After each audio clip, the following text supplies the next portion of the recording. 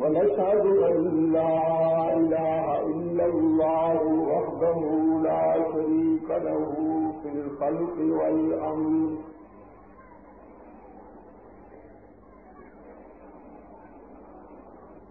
إرغاما من جهد به وكفر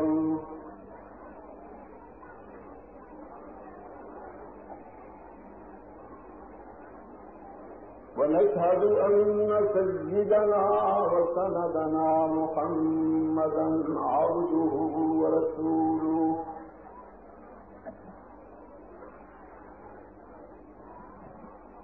المبعوث إلى الأسود والأحمر لتتميم مكارم الأخلاق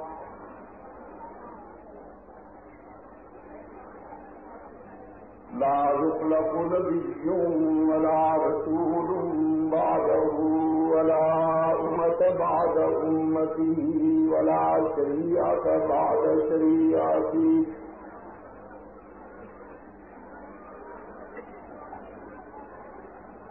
ولا كتاب بعد كتابه صلى الله تعالى عليه وعلى آله وأصحابه الخلائق بعد الأنبياء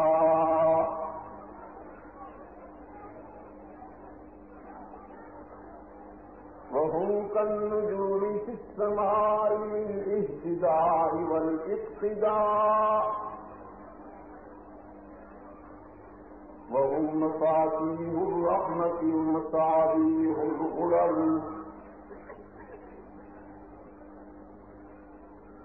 أعوذ بالله من الشيطان الرجيم بسم الله الرحمن الرحيم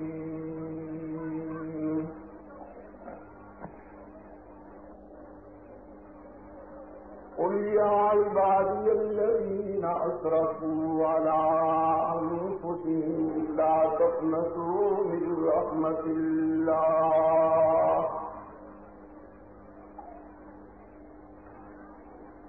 إن الله يغفر الذنوب جميعا إنه هو الغفور الرحيم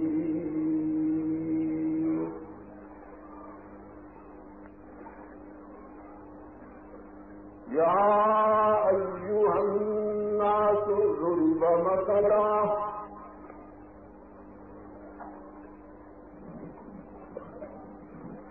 إن الذين تدعون من دون الله لن يخلقوا ذبابا ولو اجتمعوا له وإن يسلبهم الذباب شيئا لا ضعف الطالب والمطلوب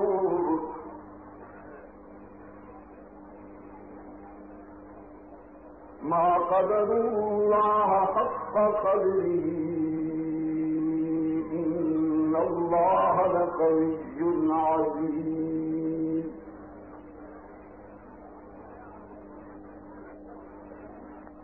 الله يصطفي من الملائكة رسلا ومن الناس إن الله سميع بصير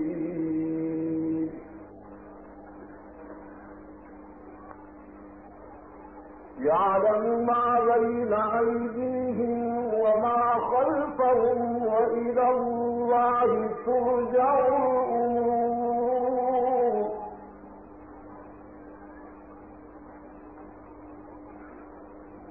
يا أيها الذين آمنوا اركعوا واسجدوا واعبدوا ربكم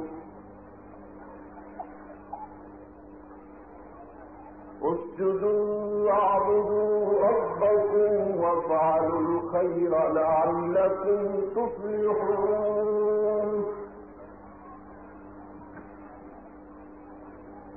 وجاهدوا في الله حق جهاده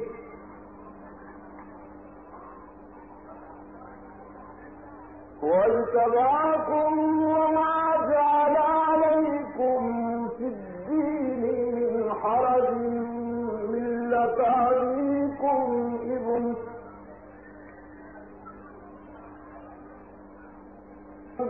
قبل وفي هذا ليكون الرسول شهيدا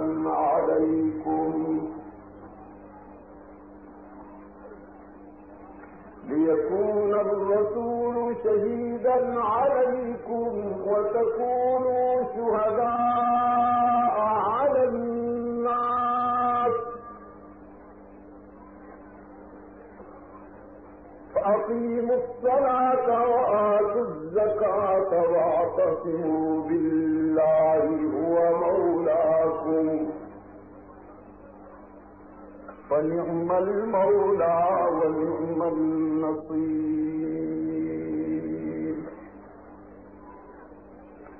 صدق الله مولانا العظيم.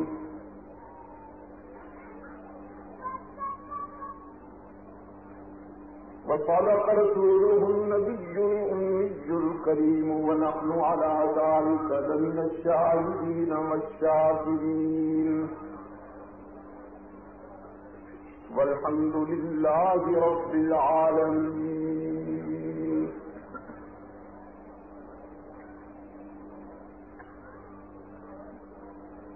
ارباب علم و دانش،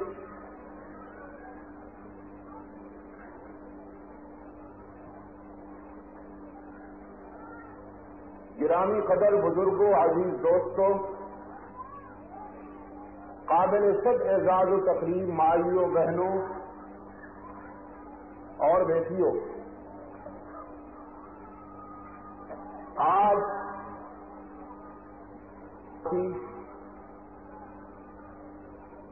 ہم یہاں بڑودہ میں دعوت و تبلیغ کی نسبت سے تیسری نشست میں جمع ہیں،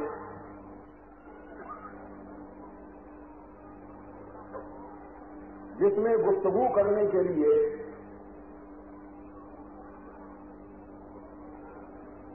آپ کے سامنے ابتدا میں تلاوت کی گئی قرآن کریم کی کچھ آیات میری اساس ہیں اور میری گزارشات کی بنیاد ہیں۔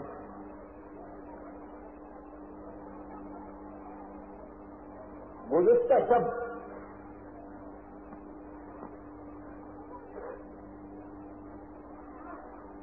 اور اس سے پہلی شب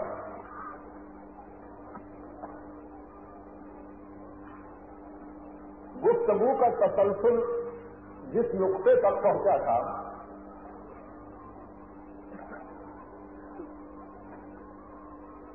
وہ یہ تھا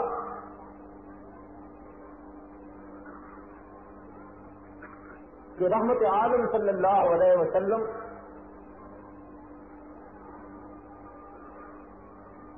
انسان کے فکر و نظر کی کامل رہنمائی کے لیے انسان کامل بن کر آئے۔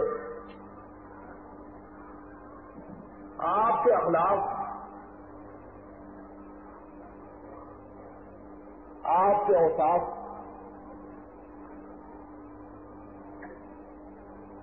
آپ کے معاملات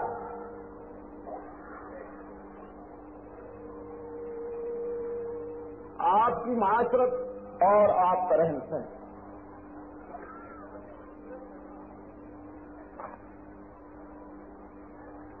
اس قدر دل آویز تھا کہ اس پر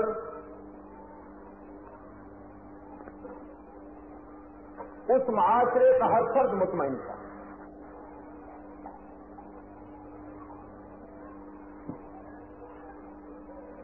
کسی کو اللہ کے محبوب صلی اللہ علیہ وسلم کی نجی زندگی کے کسی اسلوب پر کوئی اعتراض نہیں تھا، بلکہ مکہ والے اس جوان رانا کے کردار پر فخر کیا کرتے تھے۔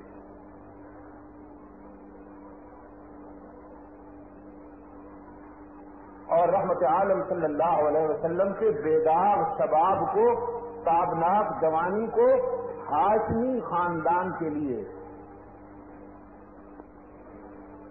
قابل فخر مثال بتایا جاتا تھا.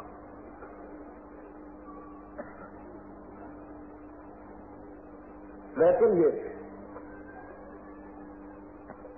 آنکھیں بچھانے والے رحمت عالم صلی اللہ علیہ وسلم کی راہوں میں کانٹے کیوں بچھانے لگے؟ جان دینے والے جان لیوا کیوں بن گئے؟ آپ کی امانت، دیانت، شرافت اور شجاعت کی قسمیں کھانے والے حریف جان کیوں نظر آئے؟ سوشل بائیکاٹ کیوں کیا؟ ترک موالات تک نوبت کیوں آئی؟ رات گفتگو یہاں تک پہنچی تھی غالبا کہ وہ مسئلہ توحید تھا.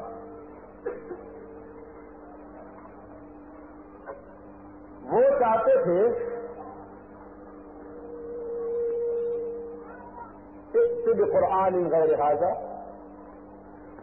او بدل ہو. یہ آپ کا موقف بڑا سخت ہے، ذرا اس میں نرمی پیدا کر لیجیے جس میں ہمارے چونچلوں کی گنجائش نکل آئے، ہماری شیرینیوں کی اور حلوے مانڈے کی گنجائش نکل آئے. رفیق دیر سے نہیں آیا کرتے، رفاقت کا خیال رکھتے ہیں. کیا کر رہا تھا؟ پرستوں کا کہنا تھا کہ آپ کا موقف بڑا سخت ہے، تھوڑی سی نرمی پیدا کیجیے. قرآن کی جگہ قصے کہانیوں کی اور کتاب کو لے آئیے جس میں نعتیں ہوں، قوالیاں ہوں،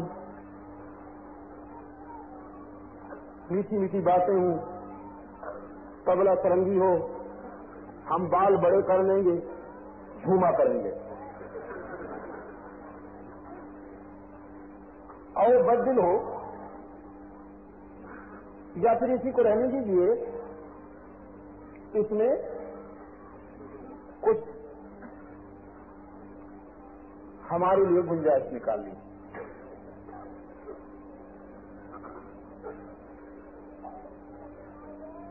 صرف کہانی انہوں نے بڑے بلیغ منصوبے کے تحت اس بات کو انہوں نے نتیجہ خیز بنانا چاہا.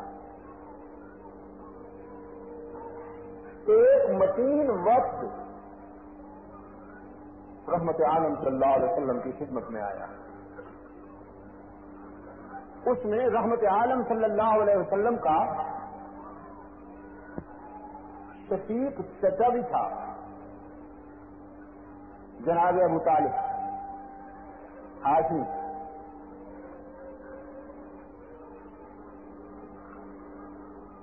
دنیاوی زندگی کے لحاظ سے بے پناہ محبت تھی. اپنا بڑھاپا اور اپنی ضعیفی سامنے رکھتے ہوئے کہا، محمد تو دیکھ رہا ہے کہ میں بوڑھا ہو گیا ہوں، میرے اعصاب ضعیفی کا شکار ہو چکے ہیں، میں تیری جوان دشمنیوں کا مقابلہ نہیں کر سکتا. میں دیکھتا ہوں کہ تو تنہائیوں میں گرا ہوا ہے، تیرا ساتھ دینے والے بہت کم ہیں.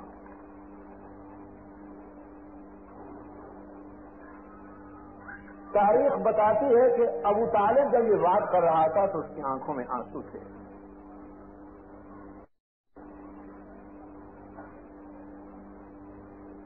وہ دیکھ رہا تھا کہ بے سر و سامان ہے میرا بھتیجا.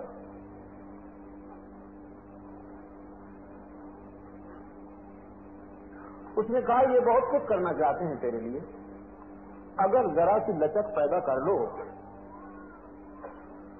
بس بات صرف اتنی ہے کہ تم اپنا کام جاری رکھو، یہ اپنا کام جاری رکھو. یہ آپ کے معاملات میں دخل نہیں دیں گے، آپ ان کے آستانہ پرستی کے معاملات میں دخل نہ دیں.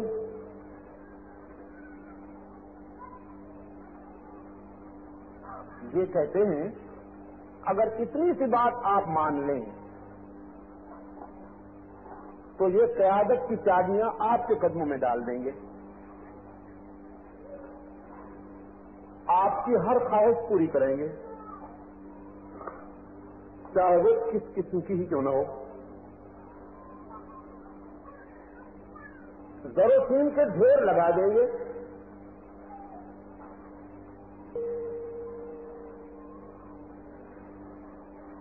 اور پھر بھی ہم آپ کو چلنے نہیں دیں گے، پہیہ جام کر دیں گے آپ کا.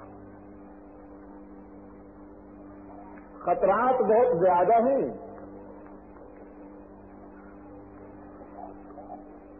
لہذا میری رائے ہے کہ آپ نرم ہو جائیں.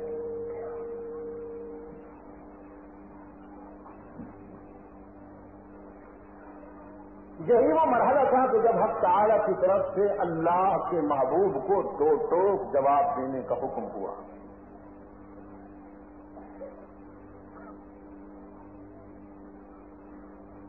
انہوں نے کہا تھا نا کہ قرآن میں ذرا تبدیلی کیجیے. فرمایا قل،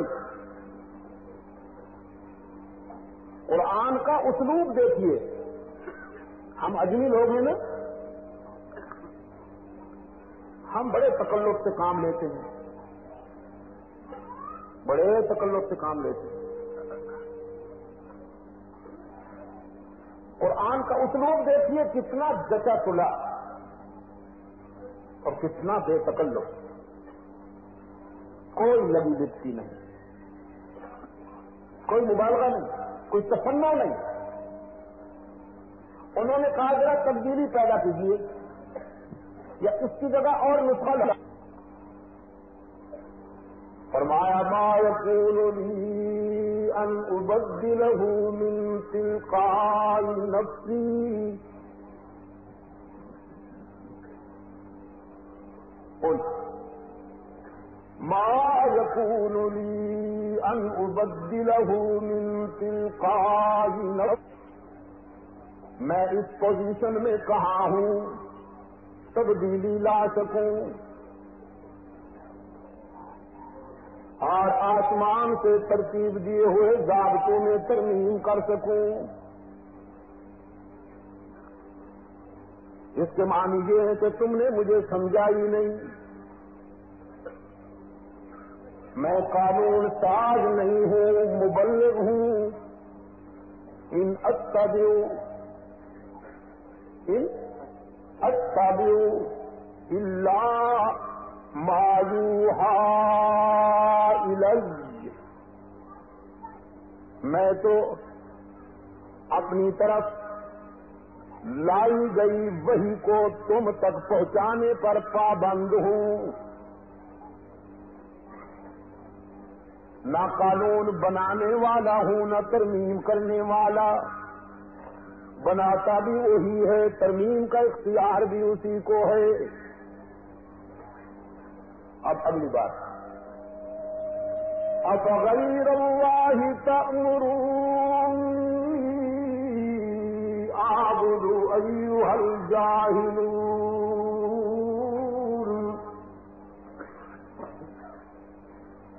کہ علماء کرام جانتے ہیں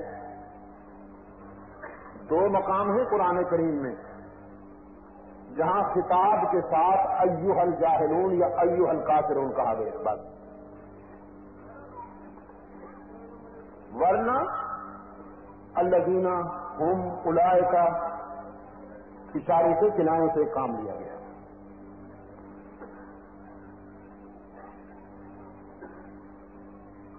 اچھا معالج وہی ہوتا ہے نا جو مریض کی حالت دیکھ کر علاج کرے. ہم تو ماشاءاللہ ایسے معالج ہیں کہ اگر کوئی بیمار ہمارے پاس آ جائے ہم اس کی نبض دیکھتے ہی، ٹمپریچر دیکھتے ہی تھپڑ مارتے ہیں کہ تو بیمار کیوں ہوا.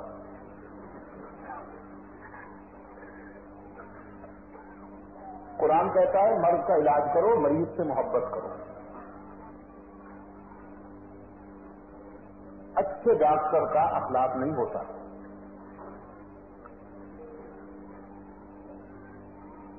کبھی کبھی مریض انجیکشن کے دوران ڈاکٹر کو تھپڑ بھی مار دیتا ہے،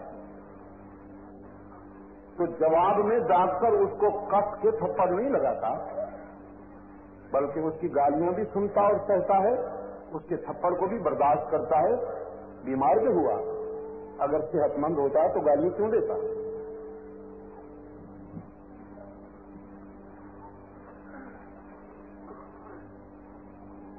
دعوت و تبلیغ کی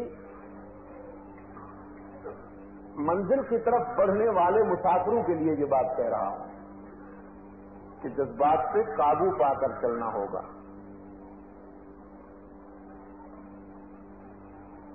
جذبات پر قابو پا کے چلنا ہوگا، غصے کو قابو میں رکھتے ہوئے.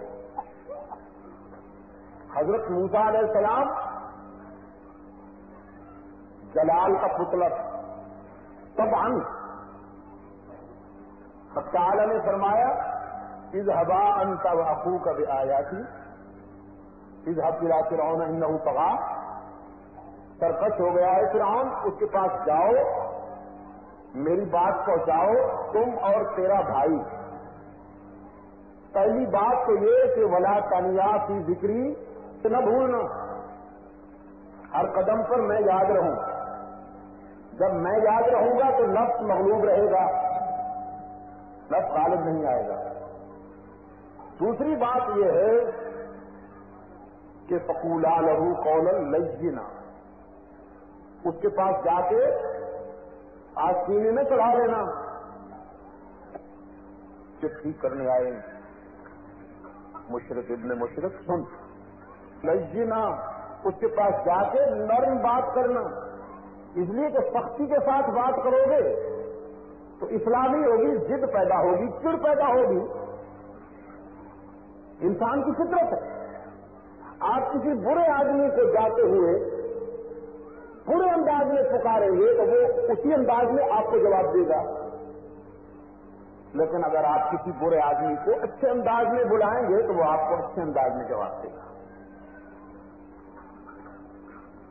اس کا فلسفہ بھی قرآن کریم نے خود بیان کر دیا، لعلہ یتذکر او یخشی.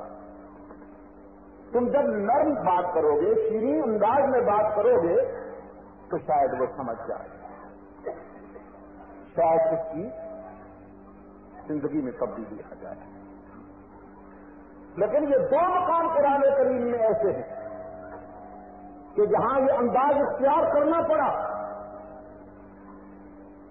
ایک وہ قل یا ایھا الکافرون والا، اور ایک یہ یہاں اس کے سوا کوئی چارہ ہی نہیں تھا. کبھی کبھی ڈاکٹر مجبور ہو جاتا ہے نا آپریشن کے لیے بھی. آپریشن کرنا بھی تو طریقہ علاج میں شامل ہے، مجبور ہو جاتا ہے. یہاں یہ اسلوب اختیار کرنا ضروری تھا، اس لیے صلی اللہ علیہ وسلم نے اسی انداز میں ان کو جواب دیا. فرمایا افغیر اللہ تأمرونی اعبد ایھا الجاہلون.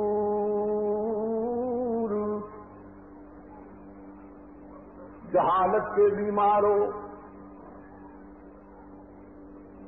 تم نے یہ توقع کیسے قائم کر لی کہ میں اور اسے گوارا کر لوں؟ تمہاری ترغیب و ترہیب کو سن کر کیسے متاثر ہو جاؤں؟ وَلَقَدْ أُوحِيَ إِلَيْكَ وَإِلَى الَّذِينَ مِن قَبْلِكَ لَئِنْ أَشْرَكْتَ لَيَحْبَطَنَّ عَمَلُكَ وَلَتَكُونَنَّ مِنَ الْخَاسِرِينَ. تمہاری ترغیب و ترہیب کو سنوں یا عرش بری سے ہونے والی مسلسل تنبیہ کو سنوں؟ رب العالمین نے فرمایا محبوباً ہم نے آپ سے پہلے انبیاء کو بھی کہا ہے، آپ سے بھی کہتے ہیں، میرا محبوب ہونے کے باوجود محبوب بھی ایسا کہ جس کے شہر کی قسمیں عرش بری پہ کھائی جاتی ہیں، محبوب بھی ایسا کہ جس کے چہرے کی تلاش کو والضحیٰ سے معنون کیا جاتا ہے، محبوب بھی ایسا کہ جس کی زلف سیاہ واللیل اذا سجا کہلاتی ہے، محبوب بھی ایسا کہ جس کے پسینے سے گلشن، محبوب بھی ایسا کہ جس کے تبسم سے ستارے چمکتے ہیں، محبوب بھی ایسا کہ جس کی مسکراہٹوں سے صبح مچلتی ہیں، محبوب بھی ایسا کہ جس کے قیام سے آسمانوں کو بلندیاں ملتی ہیں، محبوب مچل جاتی ہے جس کی ناراضگی پر جہنم ابلنے لگتی ہے۔ لَيَحْبَطَنَّ عَمَلُكَ، میرے محبوب اگر آپ نے بھی میرے حق میں کسی اور کو شریک ہونا گوارا کر لیا تو آپ بھی میری ناراضگی سے نہیں بچ پائیں گے۔ لَيَحْبَطَنَّ عَمَلُكَ کا معنی میں یوں کرتا ہوں، لَإِنْ أَشْرَكْتَ لَيَحْبَطَنَّ عَمَلُكَ وَلَتَكُونَنَّ مِنَ الْخَاسِرِينَ، اگر آپ نے بھی میرے حق میں بندوں کو شریک گوارا کر لیا تو آپ بھی میری ناراضگی سے نہیں بچ پائیں گے۔ بل اللہ فاعبد وکن من الشاکرین، ان کے عزائم کی پرواہ نہ کیجیے، ان کی عداوت، ان کے منصوبے، ان کے ارادے انہی کے حوالے کیجیے، آپ وفا کا راستہ اختیار کیجیے، آپ وفا کرتے جائیے، میں جزا دے، آپ سے بہتر وفا کرنے والا کوئی نہیں، مجھ سے بہتر جزا دینے والا کوئی نہیں۔ یہ مٹ جائیں گے، تیرا نام گونجے گا تشہد میں، اذانوں میں، جب تک کائنات آباد رہے گی میری الوہیت کے ترانے کے زمزمے بھی بلند ہوتے رہیں گے۔ دو ٹوک انداز میں آستانہ پرستوں کو کہہ دیا، تم جو کر سکتے ہو کر لو، سارے صدمے اٹھاؤں گا، ساری مصیبتیں برداشت کروں گا، تم کانٹے بچھاؤ گے تو پاؤں زخمی کروا لوں گا، تم سنگباری کا نشانہ بناؤ گے تو جسم لہولہان کرا لوں گا، تم سوشل بائیکاٹ کرو گے تو 3 سال سے زیادہ عرصے تک بے نانو آب گزار دوں گا۔ اگر تم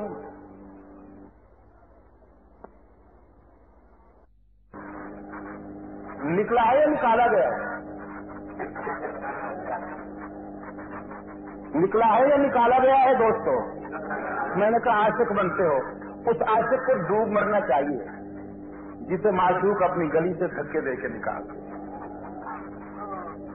فرمایا بطواف کعبہ رفتم بحرم رحم ندادم،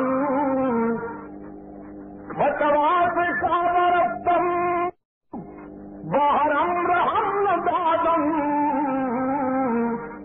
درون درد کر دی کہ درون خانہ آئی۔ حرم کے طواف کے لیے گیا لیکن حرم کے رضاکاروں نے دھکے دے کر نکال دیا، کہنے لگا دور سے آیا ہوں، عاشق کہلاتا ہوں، جبہ تو دیکھو، دستار تو دیکھو، حرم کو کر تو پتلے لگاتے ہو، حرمین کے امام کے پیچھے نماز ہوتی، اپنی چھوٹی سی مسجد میں کسی گمراہ کو امام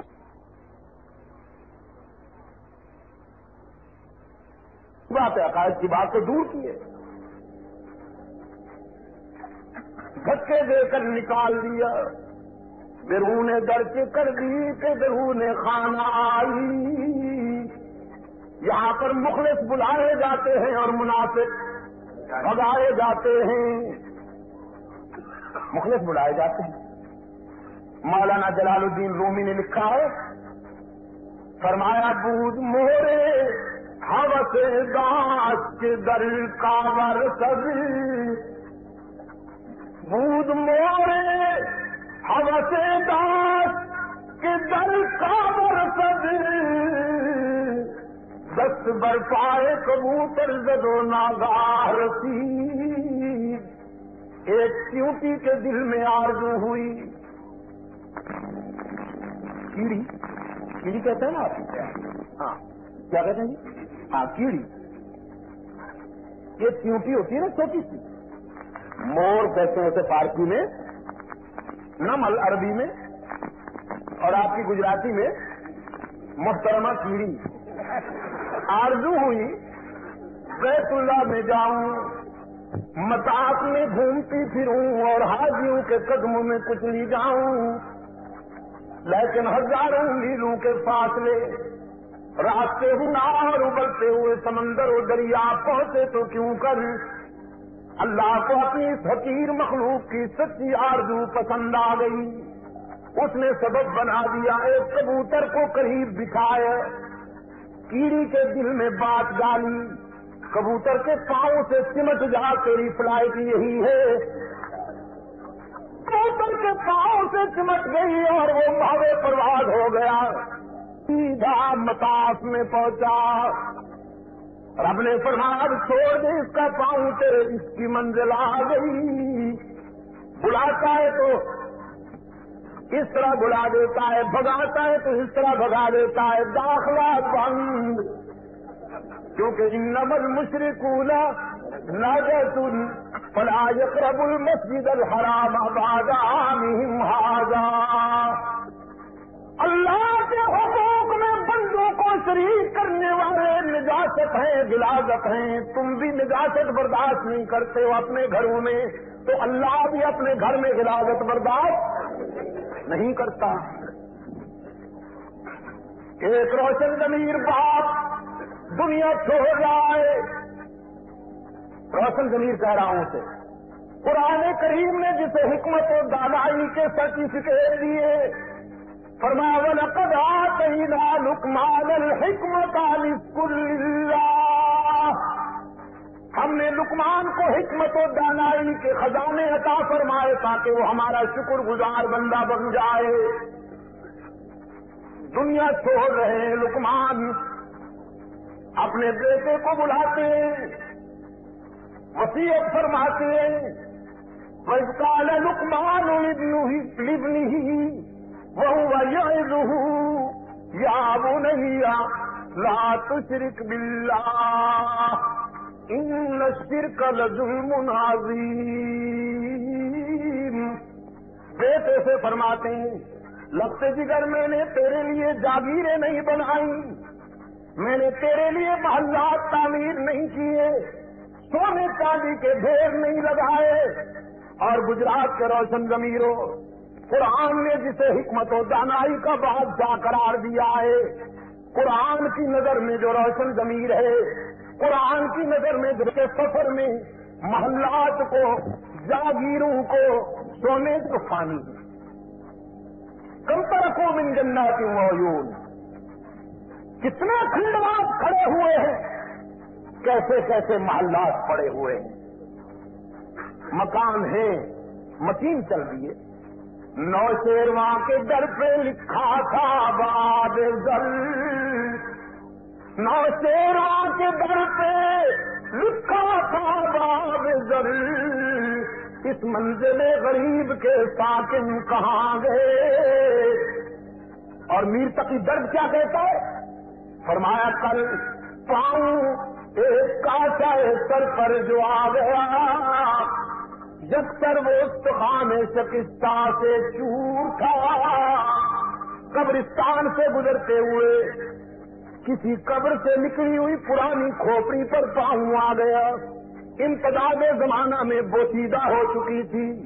پاؤں چھوتے ہی ریزہ ریزہ ہو گئی. کہنے لگی کہ دیکھ کے چل راہ بے خبر میں بھی کبھی کسی کا سرے پرغرور تھا. کبھی مجھ پہ تاج سجایا جاتا تھا, آج تو نے ریزہ ریزہ کر دیا. دانشور محلات اور جاگیروں کو کبھی نہیں منزل سمجھتے زندگی کی. لکھنے بیٹے سے فرمایا لخت جگر میں نے تیرے لیے محلات تعمیر نہیں کیے, جاگیریں نہیں بنائی, سونے چاندی کے ڈھیر نہیں لگائے. میں تیرے لیے حکمت کا ایک بول چھوڑ رہا ہوں, دانائی کا ایک بول چھوڑ رہا ہوں, زرین قول چھوڑ رہا ہوں. نبھا لینا, تجھ سے بڑا سمندر کوئی نہیں ہوگا, تجھ سے بڑا اللہ کے ساتھ کسی کو شریک نہ بنانا.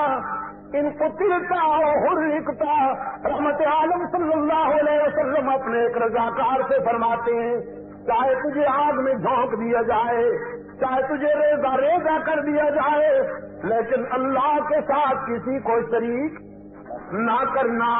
جب بھی مانگنا اسی سے مانگنا, جب بھی جھکنا اسی کے آگے ہی جھکنا, جب بھی ڈرنا اسی سے ڈرنا, جب بھی امید قائم کرنا اسی سے امیدیں قائم کرنا. تیری آرزوؤں کی تکمیل کرنے والا اللہ کے سوا کوئی نہیں. الیاسی لشکر کو اللہ سلامت رکھے. کیسا سبق پڑھاتے ہیں, سب کچھ خدا سے ہونے اور غیر اللہ سے کچھ نہ ہو. دیکھا نا پھر آپ بولے ہوئے ہیں, کچھ نہ یہاں نہیں کہا جاتا. سب کچھ خدا سے ہونے اور غیر اللہ سے کچھ نہ ہونے کا یقین پیدا کرو. توحید تو یہ ہے کہ خدا حشر میں کہہ دے یہ بندہ تو عالم سے خفا میرے لیے, اس نے میرے لیے سب کو چھوڑنا. اسی کا نام تو توحید ہے. جو رب کے لیے سب کو نہیں چھوڑتا وہ موحد کرتا, جو سب کو راضی کرتا پھرے اور رب کو بھی راضی کرتا پھرے, سب کو بھی جھکتا پھرے اور رب کے آگے بھی جھکتا پھرے, سب سے بھی مانگے رب سے بھی مانگے, سب کو بھی اللہ مغیوب سمجھے رب کو بھی اللہ مغیوب سمجھے. اسے موحد کس نے کہا؟ یہ بیچارہ تو ہر جائی ہوا. جی میں عرض کر رہا تھا آپ کی خدمت میں, رحمت عالم صلی اللہ علیہ وسلم نے فرمایا شرک نہ قابل معافی ہے. بڑودا کے روشن ضمیروں, شرک خطا نہیں, یاد رکھنا غداری ہے. خطائیں معاف ہو سکتی ہیں, غداریاں معاف نہیں ہو سکتی. کاش کے میں اس پوزیشن میں ہوتا کہ ذرا اس میں بھی ذرا وضاحت کرتا, تفصیل عرض کرتا, لیکن اس پوزیشن میں نہیں ہوں. خطائیں معاف ہو سکتی ہیں, غداریاں معاف نہیں ہو سکتی. نہ نجی غداریاں معاف ہو سکتی ہیں, نہ قومی غداریاں معاف ہو سکتی ہیں. رفیقہ حیات بیوی خان کی زندگی میں اگر کوئی خطا کر دے معاف ہو سکتی ہے, لیکن اگر آپ کی آبرو میں غداری کر دے معاف ہو سکتی ہے. گیلا جواب دیا, گنجائش ہے کوئی؟ غداری معاف ہو سکتی ہے؟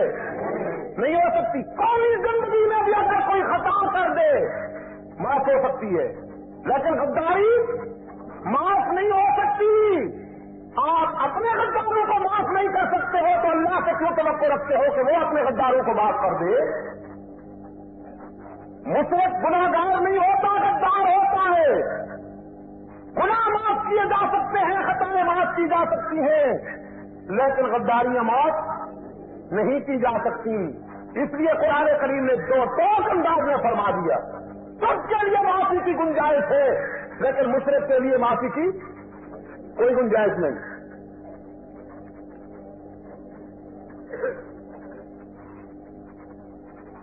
رحمت عالم صلی اللہ علیہ وسلم نے فرمایا شرک نہ کرنا، اللہ تجھے معاف کر دے گا۔ میں کچھ نہیں ادھر متاثر ہوں، کچھ نہیں۔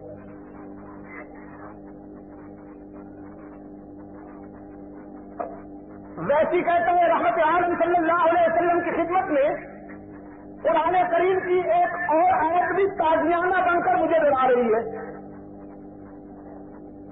شرک تو نہیں کروں گا وعدہ کرتا ہوں، لیکن ایک اور آیت مجھے ڈرا رہی ہے، اور وہ ہے کہ اگر کسی نے جان بوجھ کر کسی صاحب ایمان کو قتل کر دیا تو اس کا ٹھکانہ بھی جہنم ہے۔ من قتل مؤمنا متعمدا فجزاؤه جہنم خالدا فیہا وغضب اللہ علیہ۔ اور ویسی زارہ قطار ہوتے ہوئے کہنے لگا، اللہ کے رسول میرے ہاتھوں سے تو صرف مومن نہیں مومن اعظم مقتول ہوئے، میں تو حمزہ کا قاتل ہوں، جس کی مظلومیت میں آپ کو بھی آپ دیدہ کر دیا تھا، میرا کیا بنے گا؟ اللہ کے رسول میری نجات کے لیے کوئی راستہ ہے؟ رحمت عالم صلی اللہ علیہ وسلم نے فرمایا الا من تاب، استثناء، الا من تاب وآمن وعمل عملا صالحا فأولئك يبدل الله سيئاتهم حسنات وكان الله غفورا رحيما۔ جرم تو بہت سنگین ہے، لیکن رب العالمین نے فرمایا یہ جرم کرنے کے باوجود اگر کوئی ایمان لائے اور عمل بھی اچھے کر لے، جو ایمان کے دلائل ہیں، ایمان لائے عمل بھی اچھے کر لے، سچے دل سے تائب ہو جائے، تو ہم اس کی یہ خطا بھی معاف کر دیتے ہیں، صرف معاف نہیں کر، اس کی خطاؤں کی تاریکیوں کو حسنات کے اجالوں سے بدل دیتے ہیں کہ وہ بڑا غفور الرحیم ہے۔ ویسی کرتا اللہ کے رسول میرا نفس بڑا سرکش اور باغی ہے، ڈرتا ہوں یہ مجھے عمل صالح بھی نہیں کرنے دے گا، عمل صالح کے معیار سے پورا نہیں اترنے دے گا، یہ مجھے کہاں اٹھنے دے گا کہ میں صبح اٹھ کر تہجد پڑھوں، یہ مجھے کہاں روزے رکھنے دے گا۔ اگر پھر کوئی عملی زندگی میں کوتاہی ہو گئی تو جہنم رسید ہو جاؤں گا، مجھے تو ضمانت چاہیے، گارنٹی چاہیے، اگر کچھ خطائیں گناہ ہو بھی جائیں تو معاف کر دیا جاؤں۔ تو قرآن آیا، فرمایا قل یا عبادی الذین اسرفوا علی انفسہم لا تقنطوا من رحمت اللہ ان اللہ یغفر الذنوب جميعا انہ هو الغفور۔ میرے ان خطا نبی کے سفر میں خطائیں سرزد ہوئی، گناہ سرزد ہوئے، ان سے کہہ دیجیے اپنے گناہوں کی کثرت کو دیکھ کر مایوس نہ ہوا کرو، میری رحمت کا بھی تو کوئی ٹھکانہ نہیں۔ ایک اور مقام پہ فرمایا نبی عبادی انی انا الغفور الرحیم، میرے بندوں کو فرما دیجیے تمہارے گناہ بہت نہیں لیکن تمہارے رب سے زیادہ مہربانی کرنے والا بھی کوئی نہیں۔ خلاف کعبہ پر یہ عید چمک رہی ہے، من یعمل سوءا او یظلم نفسہ ثم يسرها يجد الله غفورا رحيما. جس نے بہت ٹھوکریں کھائی ہوں، زندگی کے سفر میں قدم قدم پہ بھٹکا ہو، فرمایا لیکن جب شرمندہ ہو کر میرے در پہ آئے گا تو مجھے غضبناک نہیں پائے گا، مہربان پائے گا، روٹا پائے گا. گجرات کے روشن ضمیروں، یار لوگوں نے آستانے سجا رکھے ہیں، جھنڈیاں لہرا رکھی ہیں، چادریں چڑھا رکھی ہیں، زلفیں بڑھا رکھی ہیں، اور ماتو نثر ہو رہا ہے، کچھ لے کے آؤ گے تو کچھ لے کے جاؤ گے، خالی ہاتھ آؤ گے تو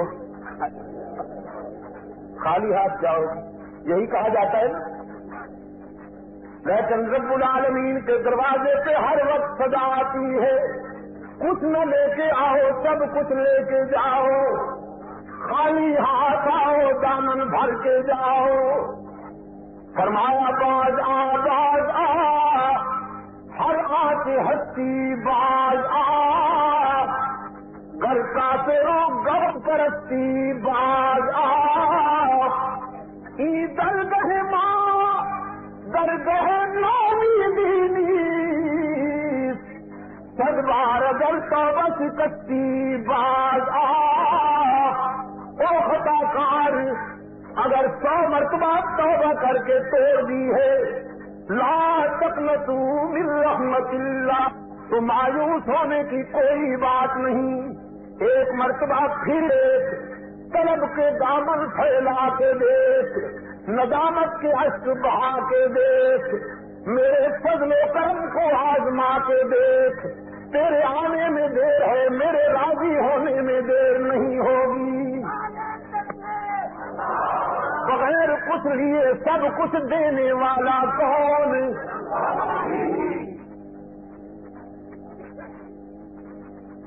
میری جہاں تک نظر جا رہی ہے تو مجھے تو سر ہی سر نظر آ رہے ہیں. ہاں، اگر آپ کی ہی کی ضرب لگے تو فرشتے جھوم اٹھے. بغیر کچھ لیے سب کچھ دینے والا کون ہے؟ تانا دیے بغیر معاف کرنے والا کون ہے؟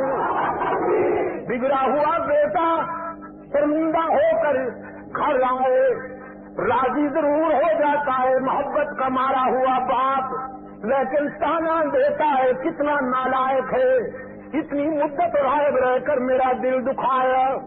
باپ بھی معاف کرتے وقت بیٹے کو تانا ضرور دیتا ہے، لیکن رب العالمین اپنے گرو بھی نہیں دیتا، معاف کر دیتا ہے. بغیر کچھ لیے سب کے آنسو اپنے دامن رحمت سے پوچھ لینے والا کون ہے؟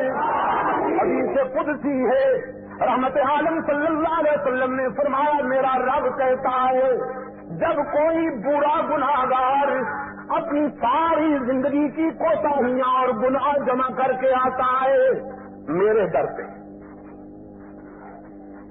جس نے پوری زندگی میں مجھے یاد نہیں کیا، ساری زندگی بغاوت میں گزار دی، جوانی کا نشہ تھا، شباب کی مستی تھی، دولت کی ترنگ تھی، اولاد کا غرور تھا، برادری اور پارٹی کا نشہ تھا، ساری زندگی بغاوت میں گزر گئی، لیکن اب زندگی کی شام ہو گئی، بال سفید، دانت گر گئے، آنکھیں دیکھنے سے باغی ہو گئی، زبان بولنے سے لڑکھڑانے لگی، دماغ چل ہونے لگا، کمر جھک گئی، ہاتھوں اور پاؤں میں لرزہ طاری ہو گیا، رگوں سے خون کی روانی ختم ہونے لگی، جیب خالی ہو گئی، بیماریوں نے یلغار کر دی.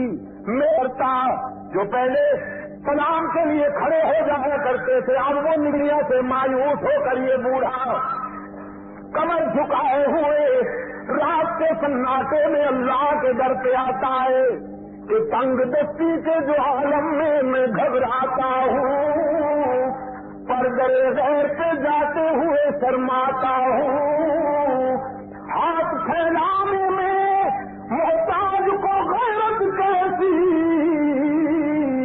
شرم اتنی تیرا کہلاتا ہوں، اس قابل تو نہیں ہوں کہ تیرے در پہ آؤں، لیکن تیرے در پہ نہ آؤں تو کہاں جاؤں، تیرے سوا میرا ہے کوئی نہیں۔ رب العالمین نے فرمایا میرے محبوب بہت اچھی طرح جانتا ہوں اس بوڑھے گناہگار کو، اس کے ماضی کا ایک نقص میرے سامنے ہے، لیکن آج میں اسے تانا بھی نہیں دیتا، معاف کر دیتا ہوں کہ مجھے اس کے سفید بالوں سے حیا آ جاتی ہے۔ یہ سعادت بھی کسی کو میسر آتی ہے کہ وہ کسی غیر کے در پہ جانے کے بجائے ارحم الراحمین کے در پہ روتا ہوا آ جائے۔ سمائیے رحمت عالم صلی اللہ علیہ، ایک شہید کے جسم سے ٹپکا ہوا خون کا قطرہ اور ایک گناہگار کی آنکھ سے بہتا ہوا آنسو، ان دونوں پر جہنم کی آگ ہے۔ یہ آنسو بھی ہر ایک کو میسر نہیں ہوتے، اس کے لیے بھی چند خوش نصیب آنکھیں ہیں جنہیں یہ دولت میسر آ جائے۔ کیا فرمایا مولانا رومی نے؟ فرمایا تانگری ابر کے خندد چمن، تانگری ابر کے خندد چمن، تانگری طفل کے جو سد لبن، اگر بادل میں روئے تو پھول نہیں کھلتے۔ یہ ہونا بادلوں کا رونا قرار دیا شاعرانہ استعارہ کرتے ہوئے مولانا رومی نے۔ فرمایا جب بادل روتے ہیں تو پھول کھلتے ہیں، جب بچہ روتا ہے تو اسے دودھ ملتا ہے، اور جب گناہگار فرش پہ روتا ہے تو اللہ کی رحمت عرش سے دستگیری کرنے کو آتی ہے۔ پھر مثال فرمایا تانگری اب کودا کے حلوہ فروش، حلوہ بیچنے والا لڑکا نہ روتا تو اللہ کی رحمت کیسے جو اس میں آتی۔ ایک صوفی صاحب کا واقعہ سنایا، ایک زاہد صاحب، ایک صوفی صاحب نیک بھی بڑے تھے، بڑے نمازی حاجی، ہر وقت ذکر فکر میں مشغول رہنے والے، کھانے پینے کے بھی چیمپئن تھے ماشاء اللہ، بڑے ہی خوش خوراک خوش لباس۔ کبھی مرغ تڑپ رہے ہیں حضرت صاحب کے ہاں، کبھی بٹیر پھڑک رہے ہیں، کبھی بکرا ذبح ہو رہا ہے، کبھی یاقوتیاں تیار ہو رہی ہیں، کبھی سویٹ ڈشیں بن رہی ہیں، کبھی فروٹ لائے جا رہے ہیں، دسترخوان ہرا بھرا رہتا تھا حضرت صاحب کا۔ اور جب لوگ کہتے اللہ والے تو اتنے پیٹو نہیں ہوتے، حضرت آپ نے تو ریکارڈ ہی توڑ دیے، کس قدر کھاتے ہیں آپ، تعویل کرتے تھے۔ اب تعویل کتنی خوبصورت ہے، فرماتے تھے بھائی اللہ نے جنت میں بہت ساری نعمتوں کا وعدہ کیا ہے، اگر ہم دنیا میں وہ نعمتیں ہضم نہ کر سکے تو جنت میں کیا آگ کھائیں گے؟ میں تو اس کی ریہرسل کر رہا ہوں ابھی تو دنیا میں مشق کر رہا ہوں۔ اب اس تعویل کے آگے کون لب کشائی کرے؟ لوگ دعا کرتے تھے الفجر، زور لگائیے تو اکثر قرض لینا پڑتا تھا، مقروض بھی رہتے تھے حضرت۔ طبیعت خراب ہو گئی حضرت صاحب کی، بڑی سنجیدہ علیل ہو گئے، قریب المرگ نظر آئے، محلے والوں نے سوچا حضرت صاحب کی طبیعت بہت ہی خراب ہے، کہیں حضرت صاحب کے ساتھ ساتھ ہمارے قرضے کی رقم بھی قبرستان میں نہ پہنچ جائے، تو قرض والے سارے جمع ہو کر حضرت صاحب کی خدمت میں آئے۔ حضرت صاحب نے جب قرض خواہوں کا لشکر آتے ہوئے دیکھا تو چادر اوڑھ لی، سکوت مرگ طاری کر لیا، لوگوں نے آ کر سلام عرض کیا، نو رسپانس، کوئی جواب نہ دیا۔ انہوں نے قریب آ کے سرحانے پہنچ کر کہا حضرت طبیعت کیسی ہے، مزاج اچھے ہیں آپ کے، کچھ افاقہ ہے؟ کوئی جواب نہ دیا۔ آج جواب دینا بڑا خطرناک تھا، تم سرحانے بیٹھ گئے، ایک دوسرے سے باتوں باتوں میں کہنے لگے قرضہ بہرحال ادا کرنا چاہیے۔ اللہ کے رسول صلی اللہ علیہ وسلم کا ارشاد ہے، حدیث ہے، جو شخص مقروض مرے گا اس کا سارا علم، ساری عبادت، سارے سجدے، سارا ذکر، سارا فکر قرض خواہ کے کھاتے میں چلا جائے گا، وہ تو خالی ہاتھ اٹھے گا، کیسر نہیں، یہ سن رہے ہیں اور پچا رہے ہیں، چپ کر کے سوئے ہوئے ہیں۔ اتنے میں گلی سے ایک رنتے حضرت صاحب ہوش میں آئے، چادر اٹھا کے فرمایا اس لڑکے کو بلا لو۔ قرض خواہوں نے کہا شکر ہے خدا کا، خدا کا شکر ہے، کسی عنوان سے ہوش میں تو آ گئے حضرت۔ لڑکے کو بلا لیا گیا، حضرت نے پوچھا بھائی کتنا حلوہ ہے؟ اس نے کہا جی ٹرے فل ہے، آپ میرے فسٹ کسٹمر ہیں، میں آپ سے انتظار کیا کرتا ہوں، مونی کیا کرتا ہوں، فرمائیے کتنا دے دوں؟ حضرت صاحب نے فرمایا آج سارا حلوہ ان کو کھلا۔